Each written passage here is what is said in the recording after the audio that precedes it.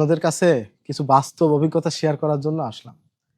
অনলাইনে বিজনেস করি অনেকদিন হয়ে গেছে। এখন কিছু কাস্টমার আমি পাইছি এবং কিছু বিক্রেতাও পাইছি। অদ্ভুত। আর তাদের ক্ষেত্রে আমরা বেশি বাঁশ খাই।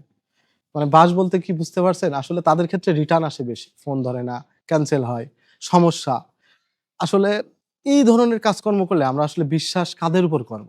মানে যাদের কাছ থেকে বিশ্বাসটা আমরা নিবো, যে এদের দিয়ে বিশ্বাসটা করতে হয় বা শিখবো, তাদের কাছ থেকে কিন্তু আমরা ঠকছি। এবং দেখেন আপনি এই বিভিন্ন কাস্টমার আমাদেরকে এসে বলে যে, "দাড়ি টুপি পরে আপনারা কি ওদের মতো করছেন বা এরা বাটপারি করছে ওদের মতো করছেন?" আসলে কি এই লেবাসটাই কি এখন বাটপারি লেবাস হয়ে গেছে? আসলে লেবাসটা তো মানুষের ভরসা বা আস্থার জায়গা। কারণ যারাই পণ্য নেয় এই লেবাসটা দেখে নেয় কি কারণে? যে এই দাড়ি টুপিওয়ালা লোকজন মনে হয় বাটপার হবে না। কারণ এরা তো আল্লাহওয়ালা লোক। আল্লাহকে ভয় পায়। কিন্তু অনেক অসাধু ব্যবসায়ী যারা আছে এই দাড়ি টুপি লেবাস নিয়ে বাটপারি করতেছে।